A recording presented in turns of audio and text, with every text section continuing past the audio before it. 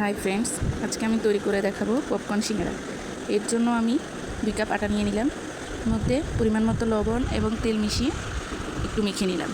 এরপর আস্তে আস্তে পানি মিশিয়ে একটি ডো তৈরি করে নিব। আটার ডোটিকে ভালোভাবে মথে নিতে হবে।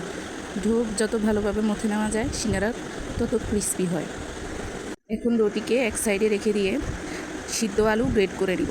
এরপরে পেঁয়াজ, কাঁচামরিচ, হলুদ, ধনিয়া গুঁড়া, জিরা গুঁড়া, পাঁচফোড়ন মশলা এবং লবণ মিশিয়ে আলুকে মেখে নিব। এবার সামান্য পরিমাণ তেল দিয়ে ভালোভাবে মেখে নিব। এখন আমার আলুর মিশ্রণটি তৈরি। এবার আমি তৈরি করা ডো থেকে পাতলা করে রুটি বেলে নিব।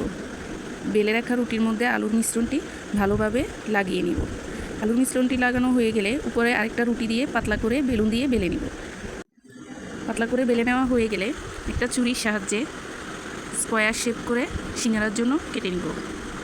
আমার ভিডিওটি তোমরা কে কোথা থেকে দেখছো অবশ্যই আমাকে জানাবা। এখন আমি সিঙ্গারাগুলোকে পপকর্নের শেপ দিয়ে নিব। প্রত্যেকটা সিঙ্গারার শেপ দেওয়া হয়ে গেলে পর আমি ডুবো তেলে সিঙ্গারাগুলোকে ভেজে নিব।